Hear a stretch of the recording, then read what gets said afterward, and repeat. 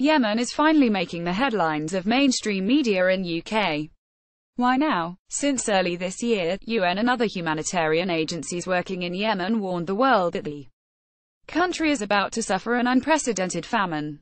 Earlier this was discussed alongside the expected famines in Africa. In recent months little has been heard about any of them while the situation continued to deteriorate. At the outset, readers need to remember that the UN's 2017 Humanitarian Response Plan only intends to reach 7 million people with its emergency assistance.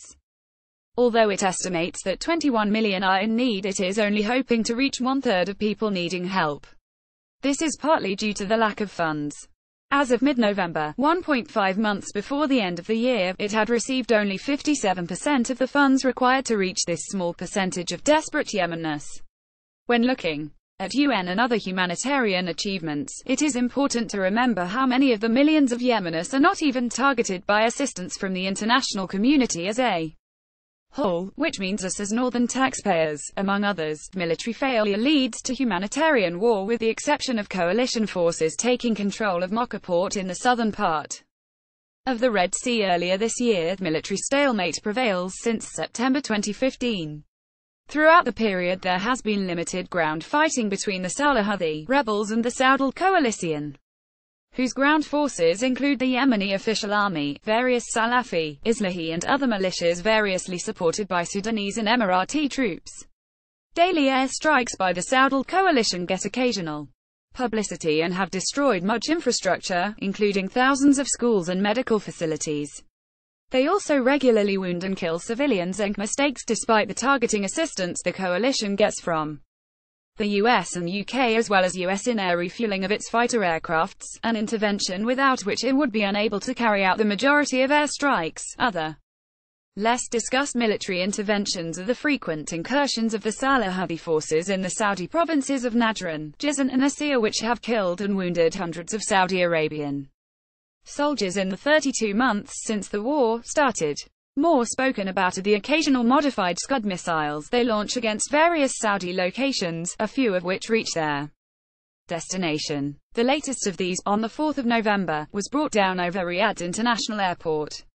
It took place, most probably coincidentally, on the day Crown Prince Mohammed bin Salman's MBS implemented the latest stage in his takeover of all power. Some might call it a slow coup in Saudi Arabia.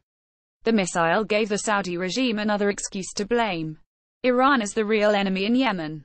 While in reality this war is first and foremost one between Yemeni factions for political control, Saudi discourse has shifted from the early days in 2015 when the objective was expressly stated to be the reinstatement of President Hadi to power in Sana'a. Nowadays, Saudi discourse focuses on the claim that the war aim is to prevent an Iranian takeover of Yemen, describing the Houthi movement as nothing more than an Iranian proxy, denying its nature as an autonomous movement. This distortion of the real nature of the conflict only serves to extend the war and worsen suffering. Faced with a military stalemate, the Saudal coalition has adopted alternative strategies.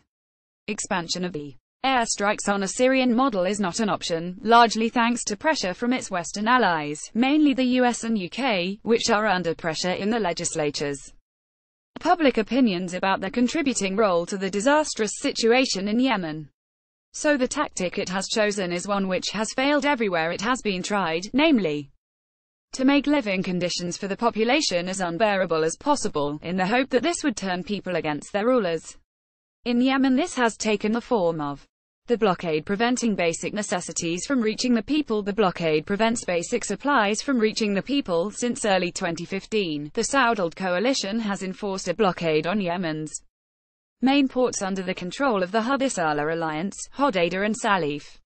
They supply the areas where 71% of the people in need live and 82% of cholera cases are found. Despite being a rural and agricultural nation, under normal conditions, Yemen imports about 80% of its staples, most of which arrive through Hodeidah port, which was equipped with the necessary infrastructure, cranes to unload the ships, and storage facilities, and is closest to the areas of highest population density. The third main port, Aden, under the control of the Saudal coalition, has serious logistical problems of storage and additional transport costs, let alone the political hostility of southern separatists to anything which might help those whom they regard at best, as northern foreigners and at worst, northern invaders-occupiers. Official justification for the blockade comes in UNSC Resolution 2216, which includes an arms embargo against the Houthi faction. In practice, this has been an excuse to prevent the delivery of essential necessities, food and fuel. With the establishment of a UN verification mechanism UNVIM in early 2016, despite delays and clear obstructionism, some ships were allowed to unload. However, operational capacity in Hodeidah port has been considerably restricted by the precision bombing of its cranes and other facilities in August 2015, limiting the number and types of ships it can receive. Although the US financed replacement cranes, the coalition has prevented their installation. A further blow to the humanitarian situation took place in September 2016 when the Hadi regime unilaterally decided to transfer the Central Bank of Yemen from Sana'a to Aden. Since then, neither of the two rival banks has functioned effectively. In particular, this has prevented the majority of commercial food imports who supply 80% of the country's needs, as traders have been unable to obtain the letters of credit needed for purchases on the world market. While there is no doubt that some food reaches Yemen through the smuggling networks operated in collusion by the leaders of the various factions, these quantities are insignificant by comparison with requirements. The retail prices on local markets have risen so much that few can afford to buy at a time when the economy has basically collapsed. Most civil servants, about 1.2 million people supporting about 13% of the country's population, have not received their salaries for over a year. So, by early 2017, the people of Yemen were facing hunger and, for the poorer, starvation, which explains why the UN then said 7 million of them were on the brink of famine. By the middle of this year, Yemen has achieved two tragic world records: the world's worst humanitarian disaster and the world's worst recorded cholera outbreak. As senior UN officials keep repeating, this is a man-made disaster, and it is primarily due to the blockade. Just as food has been prevented from arriving, medical supplies are also affected. Despite their lack of salaries, many medical staff continue to work and do their very best in the desperate conditions of the remaining 45% medical facilities, which operate to whatever limited extent they are able in the absence of fuel for generators, public electricity, medical supplies and medicines. By the middle of this year, Yemen has achieved two tragic world records: the world's worst humanitarian disaster and the world's worst recorded cholera outbreak. While both the Houthi alliance and the Saudi coalition share responsibility for this catastrophe, the latter has a far greater responsibility, given that both the constraints on commercial imports due to the CBY moves and the blockade of the main ports are of its doing. Despite having achieved these stunning and shocking records, the coalition has failed in its stated aim, and President Hadi is ensconced in Riyadh while the Houthis rule in Sana'a. Casualties: the UN's figures for war-related casualties have remained static for well over a year, clearly not reflecting reality. Its Human Rights Office only recorded 13,504 civilian casualties between March 2015 and June 2017. 4,971 dead, 8,533 injured. In addition to the thousands not recorded by the UN, many others have died from war-related causes, primarily hunger and disease. If the UNICEF estimate of a child dying every 10 minutes is correct, that means 4,300 children are dying monthly, or 52,000 in the last year. Adults are also dying of hunger, cholera and other diseases. Most recently, a diphtheria outbreak has started. Latest developments and the forthcoming famine. The 4th of November missile strike, other than its contribution to the Saudi anti-Iranian discourse, has had an extremely negative impact on humanitarian conditions in Yemen. Predictably, it brought about a violent and dramatic response by the Saudi regime. In addition to increasing airstrikes throughout Yemen, and particularly in Sana'a, where close to 100 people were killed in a few days, preventing Iran from transferring more missiles to Yemen was asserted on the 5th of November. The justification for Saudi Arabia's closure of all Yemeni ports and airports, including those theoretically under the control of the government it supports, while it is worth discussing whether the missile came from Iran in the first place, given the large stocks of Scuds bought by the Saleh regime over decades, the outcome of this decision is unarguable. It has dramatically worsened an already abysmal situation and, since then, senior UN officials have been raising the alarm on a daily basis. No UN flights travel, leaving humanitarian personnel and material stranded. Ships in transit accumulate demurrage costs while their medical or food cargoes deteriorate, increasing the risk of their becoming unfit for use. Among others, the World Health Organization, who was prevented from delivering 250 tons of basic medical supplies. The international outcry in response to the Saudi decision to close all ports and airports in Yemen led its decision-makers to formally partly back down.